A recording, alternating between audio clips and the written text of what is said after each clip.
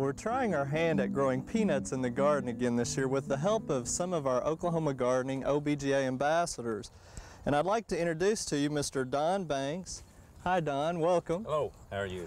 Now Don is one of our volunteers, and Don, tell us about your you're retired now, but what you've done prior to retirement.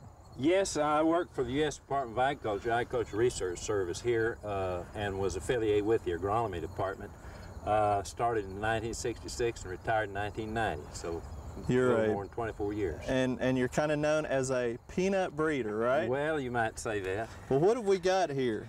Well, this is a variety that I'm working on. It's a patio type peanut. It has a small form. It's fairly productive. Of course, this is not the best soil to grow it in, but it has a cluster of pods near the base, and hopefully it could be grown in a small container or in small backyard gardens. Well, let's talk about the cultural requirements, Don, because really our soil is too heavy, isn't it? Well, that's true. Peanuts will grow about anywhere, but in order to get them out of the ground with the greatest of ease, it'd be nice to have nice sandy soil. Good sandy soil. And also, remind us too, Don, about how a peanut grows. Well, of course, it's a subterranean crop.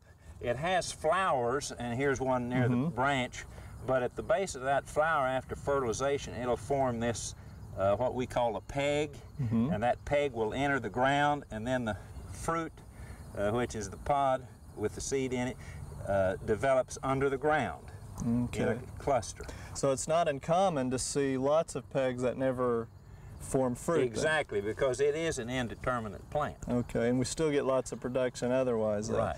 Now we, as usual, have had our share of pest problems. That's true. Point out some of the things that have gone on here over the growing season. You've kind of kept an eye on this summer. What's happened? Well, one of the problems that happened early was apparently armadillos came in and began to root around and rooted up a lot of the crop. Right. And then we had raccoons even that came in. Raccoons scratched the pods out of the ground. So thus the electric fence, right? Trying to keep them out. It will work sometimes it doesn't. But it's not quite tall enough for what's going on now, is it? No, and this is obviously deer damage.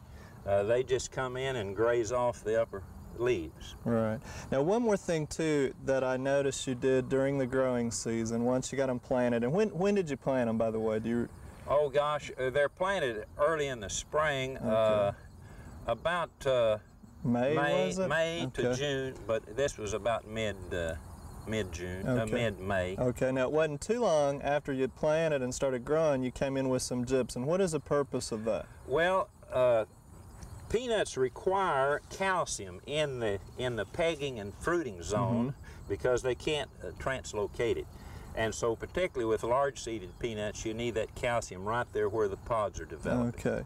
So I know last year when we tried our peanuts, we did that, and again this year. So it's a pretty routine practice that can be done in a home situation. And it will help particularly with heavier soils because that kind of meliorates the soil. Okay. Well, let's see. Now, this is one we tried in some containers up by the patio there, too. Let's see if what's happening Well, here. we'll just see. This plant has not grown off too well. They really don't like a real high organic matter. And we've got ours growing in pretty much peat moss and perlite. You'll see that and there were 3 plants here, but you'll see that there is good pod development on that. So really a mix better would probably be a little bit more sand in with this, and I would add either a little bit of sand or a little bit of soil. Regular soil. And with it being basically a soilless mix, we really needed to keep up with the fertilizing a little bit better too, didn't we? But that's not bad, especially for people who don't have a garden spot. That's pretty encouraging that they can do it in a container. Well, Don, let's go over here and see some of the other releases that you worked with that might come in handy for a home situation. Now, I think obviously the patio, and here's one that you dug up out of your garden spot that's got quite a few peanuts on it. But now we're going from the extremes, from the small patio to your big ones. Tell us about some of these that you're developing. Two large seeded forms, actually Virginia type peanuts, and just arbitrarily, since this is large, I've called this Magnum. Those are not quite mature, but they're coming along pretty good. Okay. You got another one over here called Matcha? This is wouldn't do good at all in real heavy soils because it's got a lot of the reticulation on the pods. This would be better in a sandy soil. But since it's rough potted and kind of stout looking, I just arbitrarily call that macho. And here's some of them here. Now, Don, we're harvesting these in October. That's about the normal time, well, right? Yes.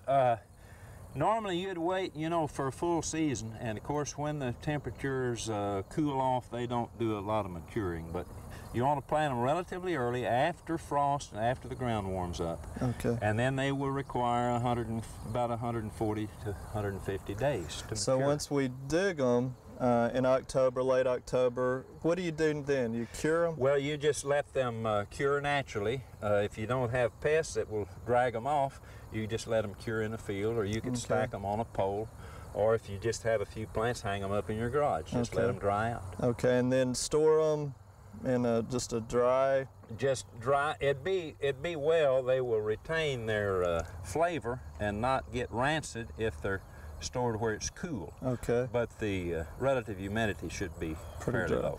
Incidentally, peanuts can be, after they're cured down, around 6% moisture, can be put in an ordinary freezer, and they will keep well. Raw peanuts. Raw peanuts. Now, one that I really like is what you haven't really named it yet, but it's red, white, and blue in color. Show us that one, Don. Yeah, this was a cross that I made, which involved it's actually a dark purple streak, and I'm just calling that blue. But it has white.